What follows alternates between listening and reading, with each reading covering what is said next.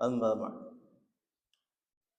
Jamaah sekalian, kita melanjutkan kajian kitab Riyadhus Shalihin min kalami Sayyidil Mursalin yang ditulis oleh Imam Abu Zakaria Yahya bin Syaraf An-Nawawi, wafat 676 Hijriah 1277 Masehi.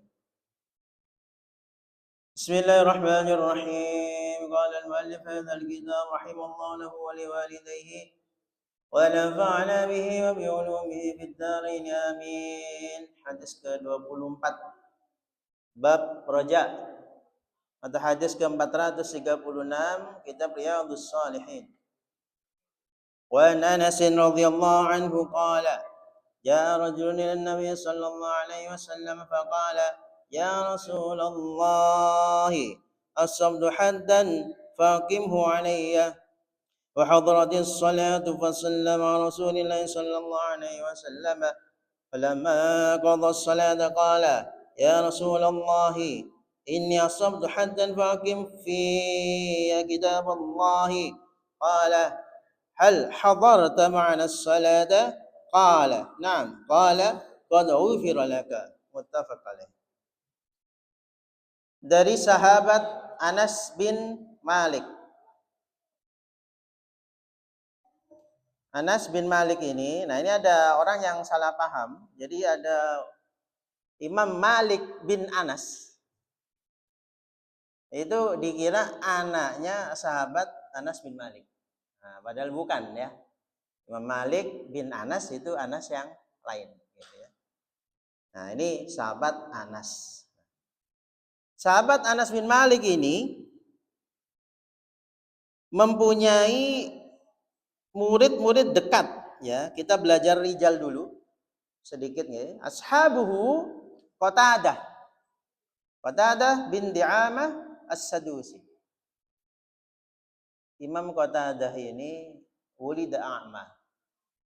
Jadi lahir itu enggak bisa ngelihat sudah. Tetapi dikarunia Allah hafalannya kuat. Nah, ini yang karunia Allah itu ya berbeda-beda ya untuk tiap orang. Sampai-sampai pernah berguru ke ulama, imam besar, dapat beberapa hari, imam besar ini sudah ngomong, udah kamu selesai ngaji di sini. Faqad anzaftani, ilmuku sudah habis. Nah gitu. Dan hafalannya kuat. Gitu. Insyaallah saya juga ya gimana ya, saya belum tahu sih ya ada orang yang hafalannya sekali dengar hafal. Dengan pernah tahu. Jadi orang sekali dengar hafal. Itu gimana coba? Misalnya ya saya tadi ya, wa Anas radhiyallahu anhu qala ya rajulun ila an-nabi sallallahu alaihi wasallam faqala ya Rasulullah as-sabtu haddan faqimu alayya. Itu jenengan langsung hafal. Itu pernah ketemu enggak ya? Nah, itu dia. Insyaallah itu ya. Jadi salah satu mukjizat Rasulullah sallallahu alaihi wasallam kata para ulama tuh adalah Allah menciptakan ulama-ulama yang sekali dengar hafal. Kayak Imam Bukhari itu. Imam Bukhari itu sekali dengar hafal. Wah itu saya ditanya anak saya gimana caranya ya. Nah saya juga bingung. Saya Allah ada kayak gitu. Nah itu ada Pak Habibie pernah di filmnya kalau nggak salah Ainun Habibie ya. Nah itu jadi Pak Habibie waktu di kuliah di Jerman pertama masuk itu di pelonco sama kakak angkatannya. Ya pesan makanan ya. Nah kan terus ngomong apa aja kan Pak Habibie kan nggak nyeteng ya. Nah langsung hafal tuh. Nah itu saya baru tahu di film ya, tapi di film. Wah itu luar biasa itu Pak Habibie itu ya. Baharuddin Yusuf Habibie. Nah itu saya baru tahu Pak Habibie aja. Selain itu Gus Dur. Nah itu kalau Gus Dur itu ceritanya Gusmus. Jadi Gusmus itu cerita Saya belajar bahasa, Gus Dur itu sambil tiduran. Saya kan, kata Gus Mus ya, saya kalau belajar bahasa kan sambil ngomong. Nah, yang pinter Gus Dur.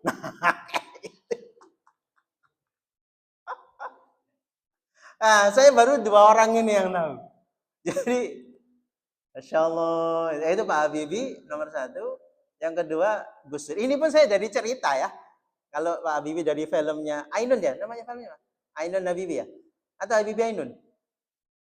Ya, pokoknya itulah.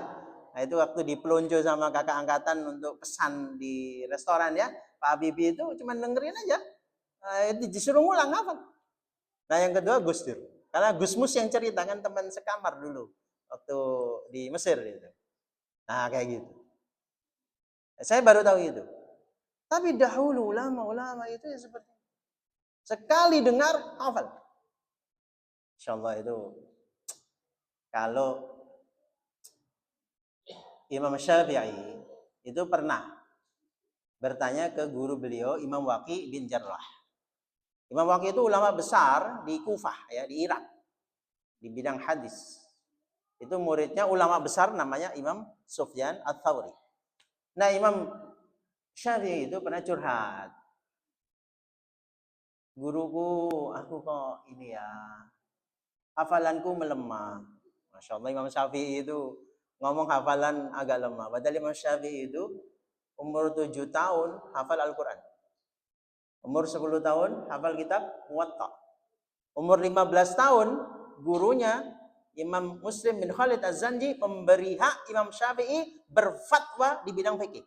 Umur 15 tahun. Itu kelas 9 ya kalau anak sekarang ya. 15 tahun itu udah bisa berfatwa. Kalau sekarang kan komisi fatwa ya.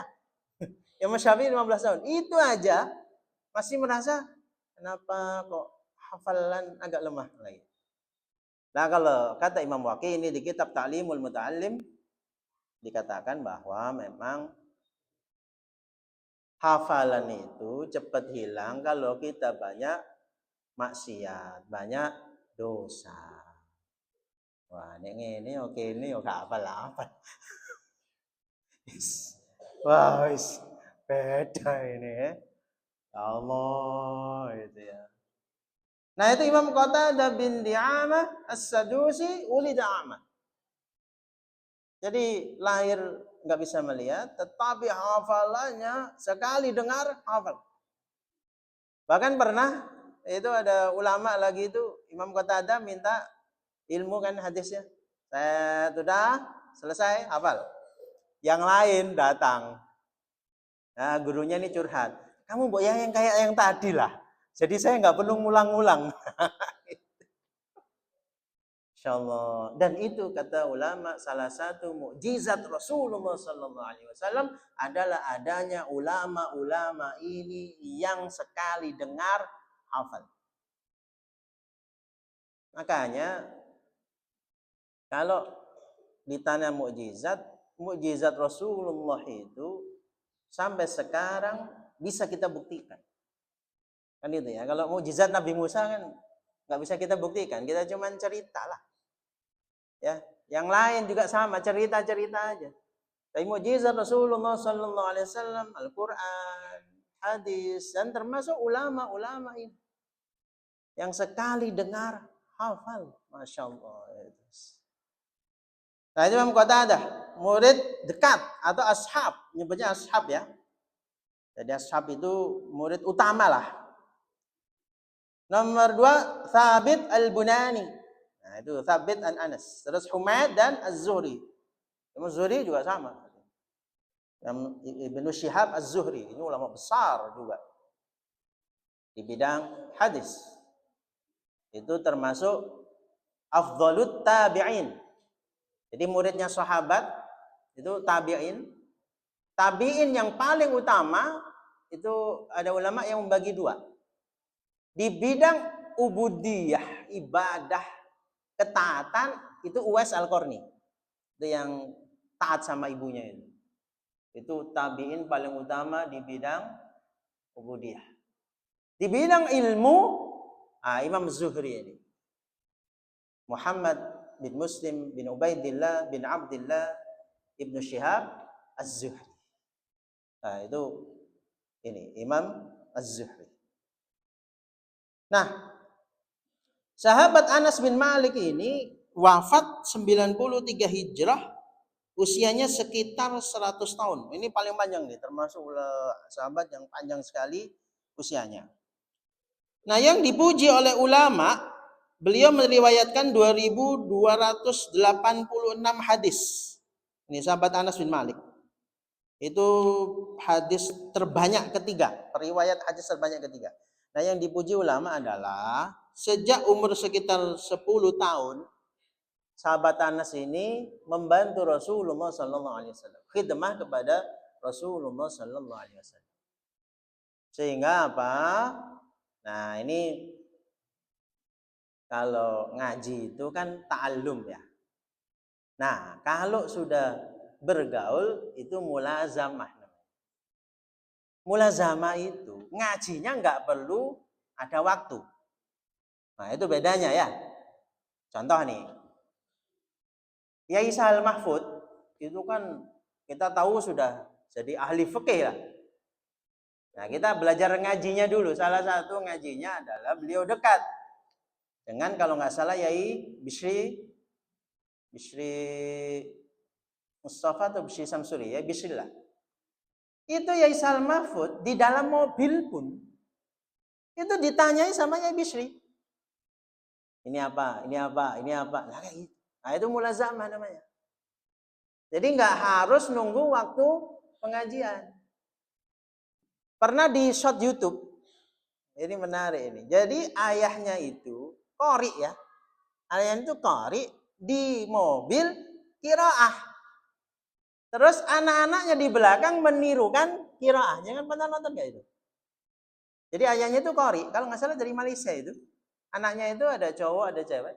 Jadi ayahnya ngaji ya, ngajarin qiraah. Terus anaknya menirukan qiraah. Itu di mobil. Mungkin misalnya waktu mau liburan atau waktu kemana. Nah, itu mulazamah namanya. Jadi mulazamah itu nggak perlu ngaji waktu khusus. Sehingga jauh lebih cepat. Jadi kayak misalnya ya, nah dulu Satria Madangkara. Wah, sama Satria Madangkara. Ini kan masih ingat nggak? Brahma Kumbara. Nah, itu ya sama anaknya gitu diem-diem ya langsung tarung ngono wis. Nggak perlu nunggu. Ayo jam 8 kita latihan silat, nggak perlu. Bapak dhewe sing ngajari ya. Wes diem-diem tarung, diem-diem tarung. Akhirnya ya saktinya melebihi yang lain. Nah, itu mulazamah namanya. Makanya kalau jenengan ini ahli main catur ya dulu anaknya dijak catur. Nah, langsung al ilmu nurun. Nah, ilmu itu nurun. Nah, ilmu itu cahaya cuman diguyoni gitu ya. Al ilmu nurun. Ilmu itu nurun. Nah, gitu kata anak-anak itu. Jadi jangan diem-diem aja. Jangan ahli apa? Silat. Wah, diem-diem anaknya dicegal. Nah, jangan ahli apa? Nah, kayak gitu. Itu mulazamah namanya. Saya ingat dulu waktu anak saya masih belajar baca ya. Saya ajak sepedaan, masih kecil lah, masih PAUD kayak gitulah. Terus berhenti, langsung saya baca itu plat nomor, coba dibaca hurufnya. Kan gitu gitu. Oh, itu L, itu 4, kan gitu. Jadi dia belajar baca itu nggak harus nunggu sekolah. Udah bisa gandeng, nah itu baca tulisan itu. Misalnya apa? Gang 1, kayak gitulah. Nah, itu mulazamah namanya. Jadi kalau kita ya sebisa mungkin diturunkan ya, diturunkan dengan mulazamah. Dan itu nggak terasa ya. Nah, cuman ini saya ya zaman now itu ya orang tua sibuk sendiri. Gak mulazamah belas orang tua. Bahkan dulu itu kan semua ulama berpesan minimal orang tua itu harus mewariskan Al-Fatihah. Itu minimal. Jadi anak itu minimal Al-Fatihah itu dari orang tua. Nah, itu dulu. Saiki wis gak sempat. HP. Nah, kayak gitu. Padahal itu mulazamah. Jadi setiap saat diuji. Nah, kayak gitu.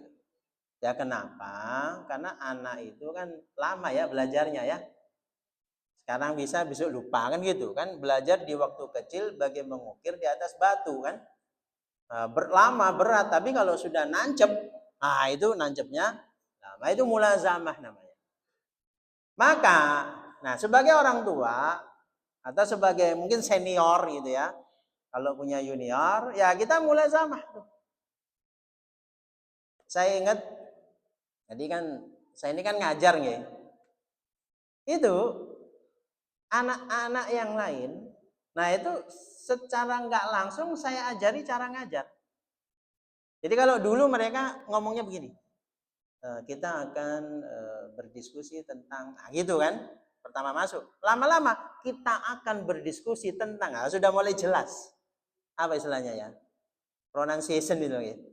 Kan kalau bukan guru kan ngomongnya kan nggak bisa mangap ya, jadi ngomongin gremeng gitu loh kalau bukan guru itu. Ya wes pokoknya ngomong lah ya, ngerti ya gitu. Tapi kalau guru kan harus pronounsnya jelas ya, pelafalannya. Nah itu mulai sama ya, jadi anak-anak itu ya saya latih gitu secara nggak sadar. Jadi saya ngomong sing jelas, nah saya mesti gitu ya. Nah kayak gitu, itu harus dilatih namanya. Cuman ya kadang ya, ini kayak anak saya itu kadang ya terlalu. Jadi kadang namanya pidato kan ada nada tinggi. Jadi nek ngomong rodok nada tinggi. Nah, tahu deh, nada tinggi itu kalau pidato atau kiroah. Saking mulai zaman, tiap hari latihan ngomong ya. Kan selalu yang jelas kalau ngomong itu a i u e o, nah gitu nggak boleh ngeremeng, saya latih gitu. Nah, suatu saat nada tinggi, keseringan pidato. Jadi kadang nadanya tinggi. Nah, nada tinggi hanya pidato. Nah, itu mulai zaman namanya. Makanya dengan latih ya, sesuai dengan keahlian masing-masing. Sing ahli bal-balan ya dilu-dilu anaknya dijak gojek. Cek, gitu lah. Itu pentingnya mulazamah. Kenapa? Karena mulazamah itu nggak butuh waktu khusus. Dan tadi itu, ya kalau ulama tentu namanya ulama mulazamahnya adalah ilmu. Dan ilmu itu wah wis sampai logika, sampai dalil, apapun itu ditanyain satu per satu. Nah itu kalau bukan tugas orang tua agak berat mulazamah itu. Karena standarnya kan waktu sekolah, waktu ngaji. Jadi ilmunya hanya didapat saat waktu-waktu tertentu. Nah, kalau ingin canggih ya mulazamah. Nah, mulazamah itu ya kalau orang tua ya kayak tadi, silakan keahliannya diturunkan masing-masing. Al ilmu nurun. Nah, ilmu itu nurun. Gitu ya. Masa bapaknya ahli bal-balan, anaknya gak iso blas. Nah, kan seneni wong nggih. Anaknya Ronaldo kok gak iso bal-balan. Nah, kan gak apa-apa ya, gak apa-apa sih ya. Tapi ya minimal ya standar bisa lah kan gitu. Anaknya Messi masa gak iso bal-balan. Ya minimal standar bisa. Gak nol putul ya. Jangan tahu nol putul nggih. Nol putul itu nolnya orang komputer. Nol terus di shred. Nah, ini nolnya komputer ini ya. Karena kalau nggak ada shrednya itu U ya. Nah, itu tentang kelebihan sahabat Anas bin Malik karena mulazamah dengan Rasulullah sallallahu alaihi wasallam sejak kecil, beliau itu termasuk yang dipuji oleh ulama. Dari Anas bin Malik radhiyallahu anhu berkata, bahwa seseorang datang menemui Nabi Shallallahu Alaihi Wasallam dan berkata, ya Rasulullah. Ini kalau bahasa Arab ya Rasulullah itu ya, karena mudhof ilaih. Ya Rasulullah, aku melakukan dosa kecil ini sebetulnya. Cuman orang ini merasa ini dosa besar gitu ya, dosa yang wajib kenakan hukuman. bukan dosa besar ya, dosa yang wajib dikenakan hukuman. Dia berkata, ya Rasulullah, aku melakukan dosa yang wajib dikenakan hukuman, maka hukumlah aku. Lalu datang waktu sholat, dan orang itu sholat bersama Rasulullah SAW. Usai sholat ia berkata lagi, ya Rasulullah, aku melakukan dosa yang wajib dikenakan hukuman, maka hukumlah aku sesuai dengan kitab Allah. Rasulullah SAW bertanya, apakah kamu sholat bersama kami? Ia jawab, iya. Beliau bersabda, kamu telah diampuni. Muttafaq alaih. Sholat wudu itu menghapus dosa-dosa kecil. Nah, kita balik ke rumus dasar bahwa yang pertama, yang tidak punya dosa itu Nabi. Kita punya dosa. Ibarat kaca, kotor dilap, kotor dilap, kotor dilap. Hasil akhirnya nggak punya dosa.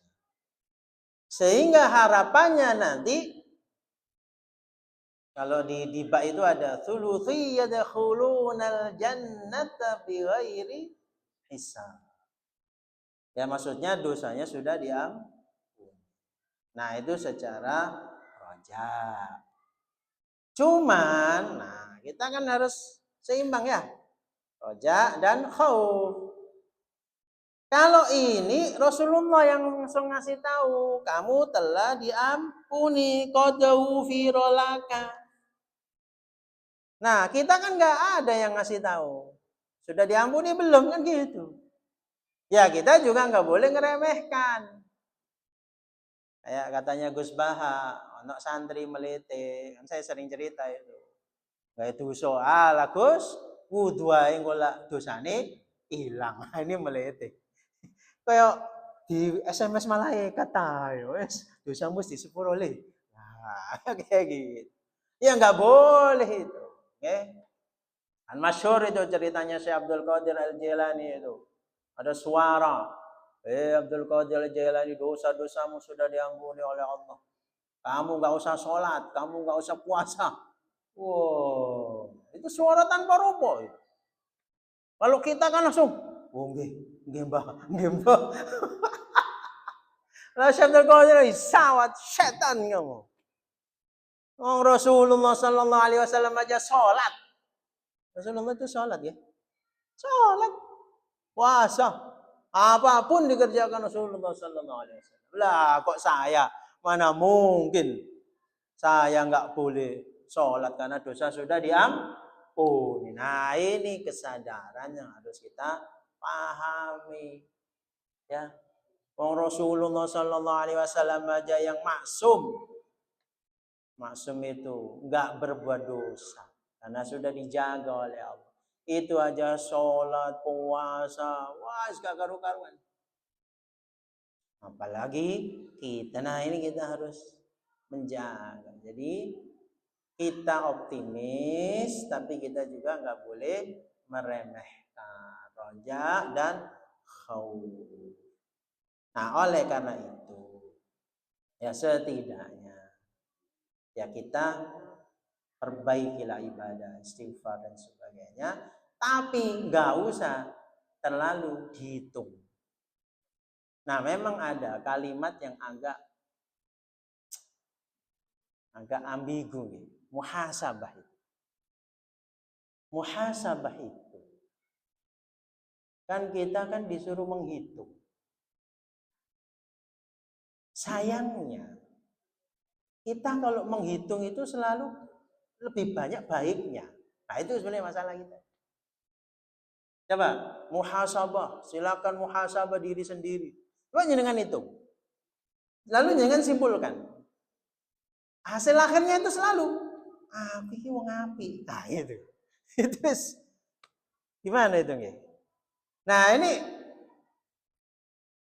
bagaimana kita muhasabah itu tanpa menimbulkan ujub. Nah, itu sebetulnya latihannya di situ.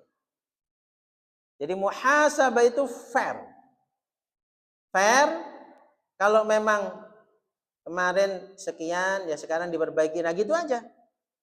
Jadi supaya kita nggak usah ngomong saya orang baik. Karena khawatirnya itu jadi ujub itu. Ujub itu nanti jadi pintu masuknya setan. Oh, tanang KPA. Ahlul masjid itu wis. Nah, itu tuh aku sopo itu. Wes. Wah, itu mulai itu setan masuk. Ahli ibadah sak GPA iki yo sapa maneh nek wong-wong ya.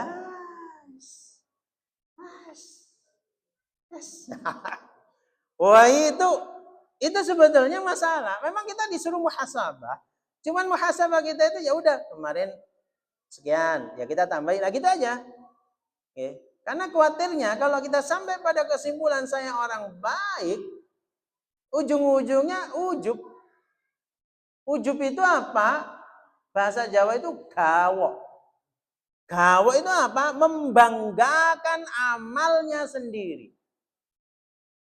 Nah, kenapa kita nggak boleh begitu? Nah, kita balik ke rumus bahwa amal kita itu karena rahmat Allah.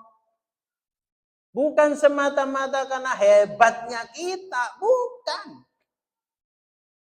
Kita bisa sholat karena Allah memberikan kesehatan. Karena Allah memberi rizki. Karena Allah ngasih, ya alhamdulillah masjid ini ada AC-nya. Kan gitu. Sehingga rahmat dari Allah itulah yang harus kita syukuri. Sampai-sampai ada yang berdoa, ya Allah, hamba bisa berdoa ini aja ya Allah, itu sudah rahmat darimu ya Allah. Ya karena kita bisa berdoa. Nah ini sebetulnya ujungnya begitu. Itu muhasabah. Jangan sampai nanti ujungnya muhasabah adalah ujub. Membanggakan amaliyah. Nah itu ya. Nah, apalagi dibandingkan. Kalau dibandingkan itu udah kibar. Sifat sombong. Nah itu harus mana yang ngomongnya itu ya kita jaga masing-masing. Karena gitu sewu kita nggak pernah tahu nanti di akhirat itu level kita di mana. Itu nggak ada yang tahu. Nggak ada yang tahu. Kita di dunia melihat seseorang, oh orang itu ulama misalnya gitu. Ya kita husnudzon, itu level surganya tinggi. Tetapi di akhirat ya belum tentu dibandingkan jenengan, belum tentu.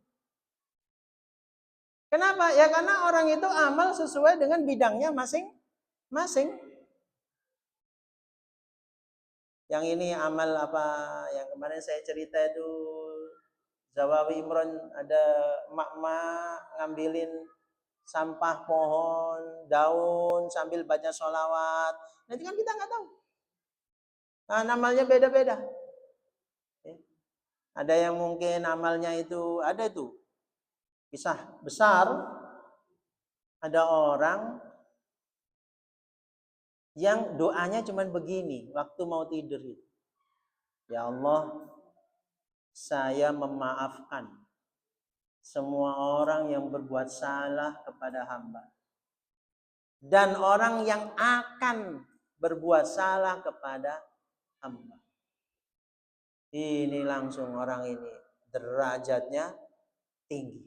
Padahal cuma itu tuh istiqomahnya itu. Itu berat loh, berat. Saya memaafkan semua orang yang pernah berbuat salah kepada saya dan yang akan berbuat salah. Cuman itu tuh orang langsung derajatnya. Kenapa? Ya nggak usah jauh-jauh ceramah. Ngerasani Ustadz Lio. Iki opo saya sampai bingung. Ya Allah, ceramah kok ngerasani Ustadz Lio. Iki ceramah dah. Opo sih? Nah itu kan juga nggak bener. Ya ceramah itu introspeksi. Kok ngerasani wong liya. Nah itu nggak boleh. Jangan dikira kalau penceramah itu derajatnya tinggi. Ya kita nggak tahu lah. Wallah alam. Saya juga pernah cerita, Imam Ar-Rifai. Imam Ar-Rifai itu derajatnya diangkat oleh Allah karena ada anjing yang kusta lah mungkin ya. Pokoknya penyakit kulit. Kemudian dirawat oleh Imam Ar-Rifai hingga sembuh penyakit kulitnya itu. Itu langsung derajatnya diangkat oleh Allah. Gara-gara apa? Gara-gara makhluknya Allah. Masyhur di hadis ya. Ada perempuan yang tidak baik itu. Terus di samping sumur ada anjing kan? Ada anjing kehausan. Terus dia ngambil air kan begitu. Dosanya diampuni. Lah ini kan ya kita nggak pernah tahu amal ibadah masing-masing orang. Ya di kita husnudzon kepada setiap orang di dunia. Kalau kiai ya, ulama ya itu tingkatannya tinggi, tapi di akhirat ya kita nggak pernah tahu. Nggak pernah tahu, wallahu alam lah. Maka ya kita nggak boleh sampai ujub. Nah gitu ya. Gimana cara menghindari ujub? Menyadari bahwa ibadah kita itu karena rahmat Allah. Kita bisa sholat, bisa puasa, bisa apapun dah itu semata-mata karena rahmat Allah. Sehingga kita nggak pernah membanggakan amal. Ini kisah masyhur juga. Ada ahli ibadah 500 tahun. 500 tahun meninggal, terus ditanya masuk surganya karena amal atau karena rahmat Allah. Ini masyhur cerita ini. Terus ahli ibadah itu mengatakan, ya Allah, hamba 500 tahun ibadah. Ya hamba masuk surga karena amal hamba ya Allah. Bukan karena rahmatmu. Langsung ditimbang. Baiklah, kita timbang amal ibadahmu sama rahmat. Allah mengambil 2 mata ini aja.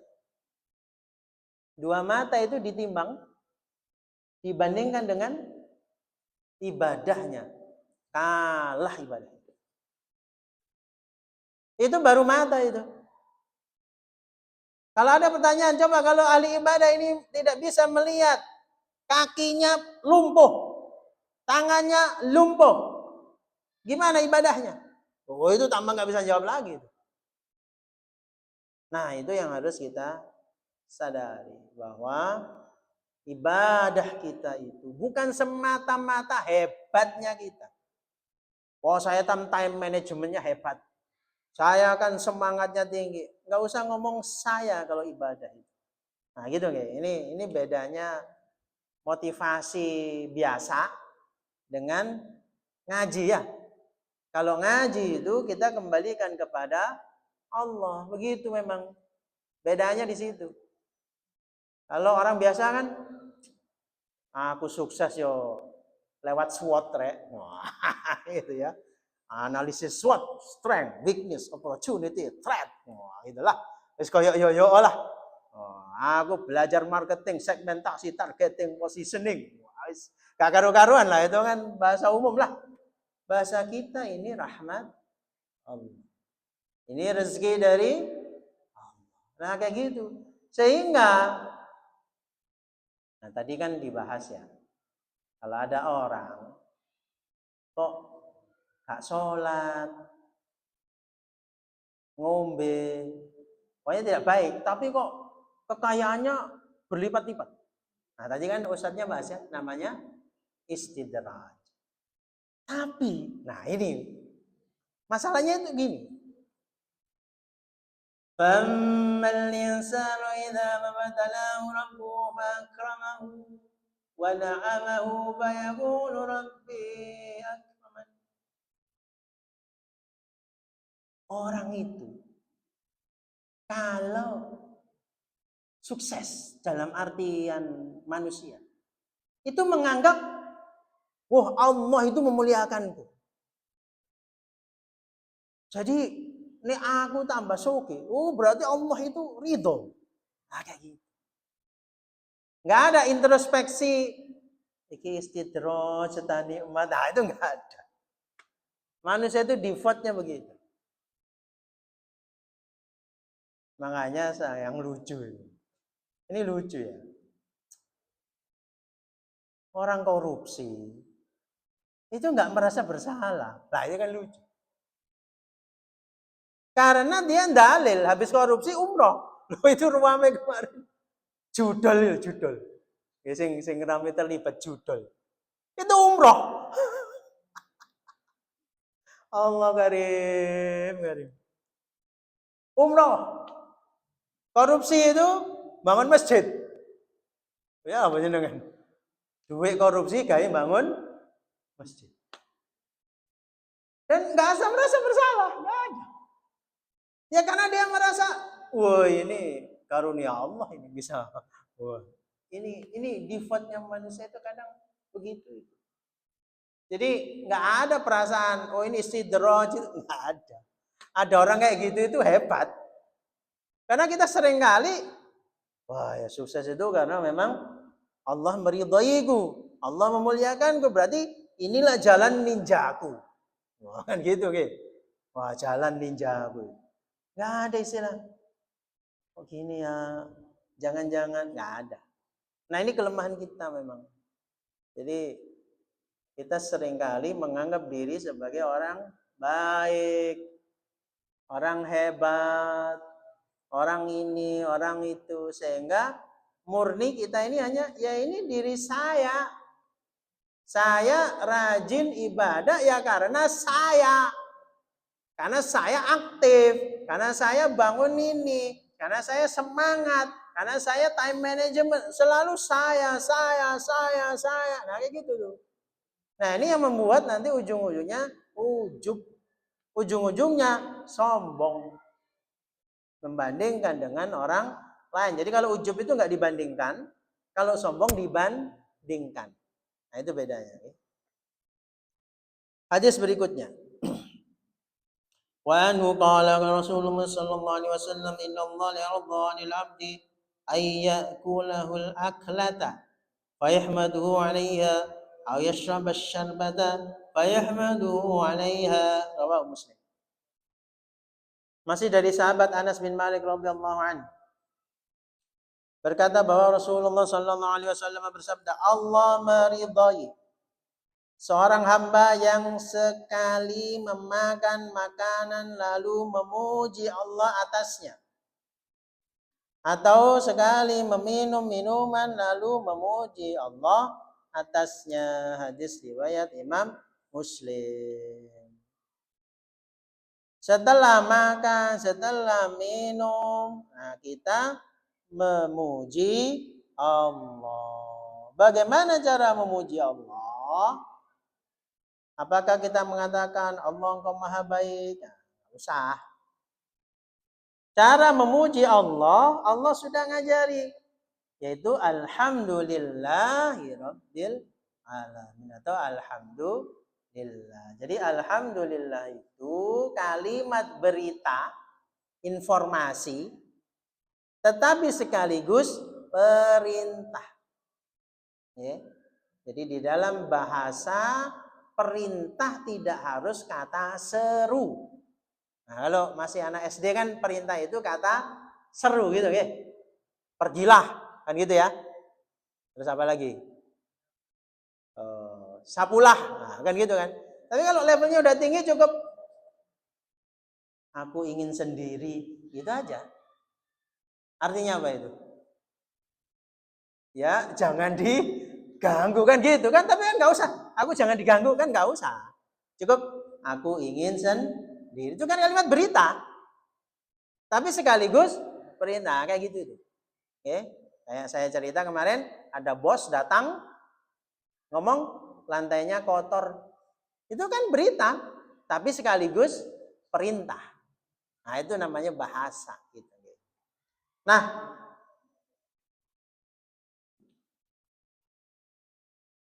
ada sebuah hadis afdhalud du'a alhamdulillah. Sebaik-baik doa alhamdulillah. Sampai-sampai Gus Mus itu punya teman. Ada kiai sering mengatakan alhamdulillah. Wes pokoknya titik-titik alhamdulillah. Alhamdulillah. Sampai disebut kiai alhamdulillah. Itu Gus Mus. Wes sopo alhamdulillah. Sopo alhamdulillah. Sopo alhamdulillah. Sampai dulu ada saya SD itu ya. Ada guru lah cerita. Ada kiai gitu. Ya saya nggak tahu ini cerita bener atau enggak ya. Mau namanya cerita ya. Jahitno baju sebelah kanan tangan panjang, sebelah kirinya pendek. Nah, sampai segitu tuh masih alhamdulillah. Nek cewek gak usah nyincing. Sampai segitu. Oh itu temennya Gus Mus itu diberi ya. Wes alhamdulillah. Wes gitu toh. Sampai yang saya heran itu nolak pemberian itu dengan alhamdulillah. Jadi kata Gus Mus itu waktu itu kan rame zaman Orde Baru itu kan ada yang warna kuning itu kan ini ya ngajak terus ngasih gitu ya. Ya alhamdulillah saya dikasih. Lanjutannya ada, tapi ya belum butuh. Tapi alhamdulillah dulu. Jadi muspo titik-titik alhamdulillah itu masya Allah itu gimana ya ngomongnya itu ya luar biasa. Nah saya bahas sedikit ya tentang alhamdulillah. Alhamdulillah al di sini bermakna istighraq. Di al itu ada beberapa makna. Salah satunya adalah istighraq. Berarti semua. Jadi al bermakna semua. Hamdu pujian. Jadi semua pujian lillah milik Allah. Nah pertanyaannya, emang pujian itu ada berapa? Kok disebut semua pujian? Nah, gitu ya. Kok semua? Nah ulama menjelaskan, secara garis besar, pujian itu ada 4. Pertama namanya pujian qadim ala qadim. Allah memuji zatnya sendiri. Misalnya ada ayat. Subhanalladzi asra. Maha suci zat.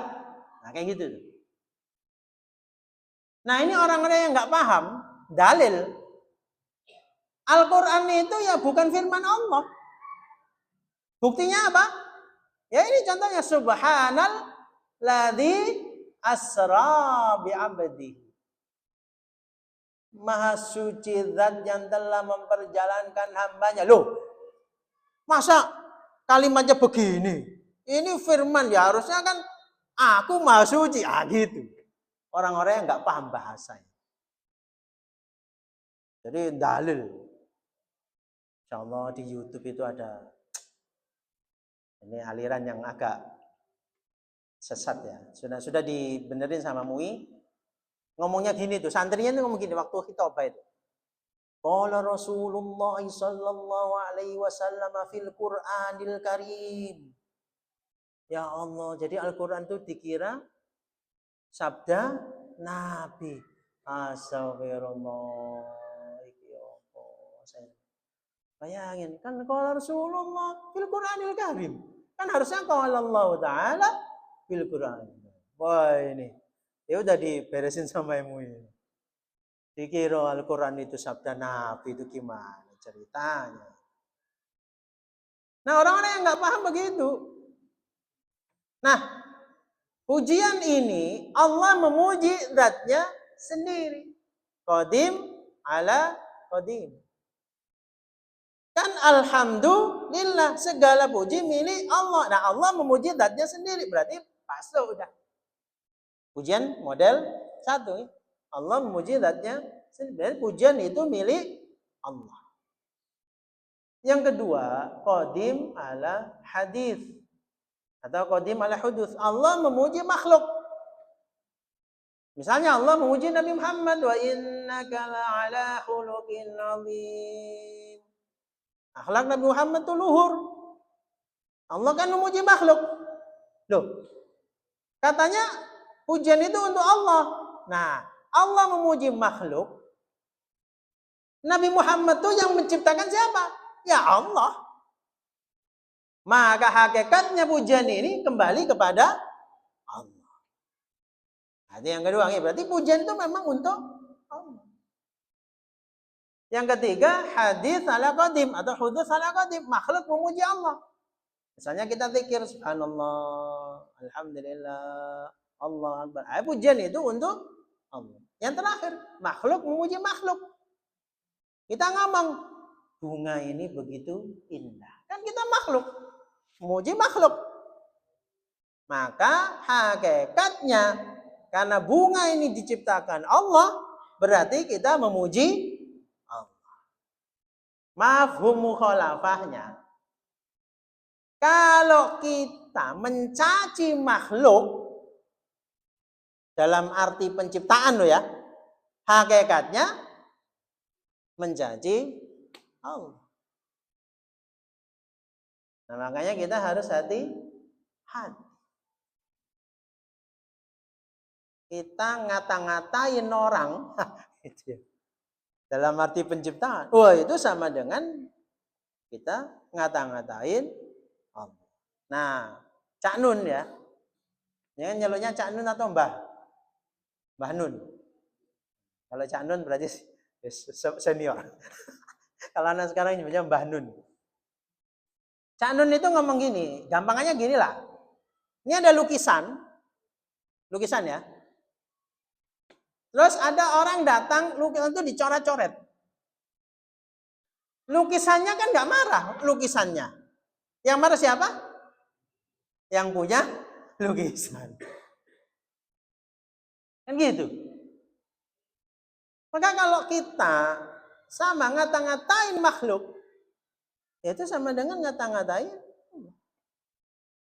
Kalau kita jelek-jelekin orang, ya secara ini ya, secara penciptaan, ya itu sama dengan menjelek-jelekan.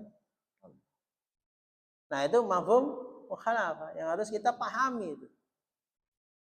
Jangan sampai ya kita kan gimana ya, kita itu kadang ya wiritane itu top, tapi ini ngomong ya kuasar. Nah, itu kan bingung ini. Sama orang kasar. Tapi nek ngaji top. Nah, ini kan gimana ceritanya? Sampai Yai Asrori Alisaki rahimahullah mengatakan orang wiritan itu masih berbentuk pohon. Buahnya adalah akhlakul karimah. Jadi nek wiritane top, tapi kok akhlaknya belum bagus. Nah, itu berarti belum berbuah. Nah, ini kadang kita itu gimana ya, nek wiritan koyo yo. Maca Quran koyo yo, tapi belum berbuah. Nah, itu kan. Sehingga kita balik tadi, kalau kita selesai melakukan sesuatu, disunahkan memuji Allah. Bagaimana cara memuji Allah? Allah sendiri yang ngajari, yaitu dengan membaca Alhamdulillah. Kenapa begitu? Karena yang mengetahui cara memuji Allah yang pas, ya Allah sendiri. Kalau kita mengira-ngira, dan saya boleh, ya saya cerita sedikit lah. Ada orang pinter. Pinter lah wis profesor, doktor, profesor 4 lah. Sekali ya, doktor 4. Terus kita puji orang itu. Wah, jenengan pinter sekali. Jenengan tuh orang itu seneng enggak? Basi. Lo kan gitu kan? Basi ngomong itu, mas. Kenapa? Ya beda-beda cara muji orang itu. Ya orang itu akan seneng dipuji kalau apa? Dikritik malah. Tulisan jenengan ini tidak konsisten. Nah, gitu dia malah seneng. Oh iya, di mana itu? Kan gitu. Kalau jenengan, misalnya ada cewek cantik dipuji, Basi. Basi. Wah, kan gitu ya. Ya harus di ini kan. Bagaimana cara memuji yang tepat? Ya hanya orang itu sendiri yang tahu. Nah, gitu bahasanya ya. Bahasanya gitu kayak profesor yang pinter itu jenengan puji, jenengan ustaz pinter. Wes tambah ditapuk. Nah, sama. Ulama menjelaskan cara memuji Allah. Yang mengetahuinya ya Allah sendiri, bukan kita. Nah, Allah yang mengajarkan. Bacalah alhamdulillah. Maka dulu saya kursus bahasa Inggris. Teman saya itu ke Inggris. Thanks God. Wong alhamdulillah ya di Inggris no. Thanks God. Thanks God. Weh, ini alhamdulillah gak usah diterjemah. No. Gak usah. Karena beda. Alhamdulillah dengan thanks God. Beda. Kenapa? Alhamdulillah itu Allah yang ngajari. Nah gitu ya. Ini harus dipahami ya. Alhamdulillah itu Allah yang ngajar. Nah itu yang harus kita pahami. Gak usah di Inggris ya. Thanks God. Thanks God. Oh boy. Ya. Wallahu a'lam bishawab. Bismillahirrahmanirrahim. Subhanallah walhamdulillah asyhadu an la ilaha illa anta astaghfiruka wa astaghfiruka wa atubu ilaik. Allahumma fa'alna wa 'allamna wa 'allimna zidna 'ilma. Rabbana atina fid dunya hasanah wa fil akhirati hasanah wa sallallahu alaihi wa sallam. Assalamualaikum warahmatullahi wabarakatuh.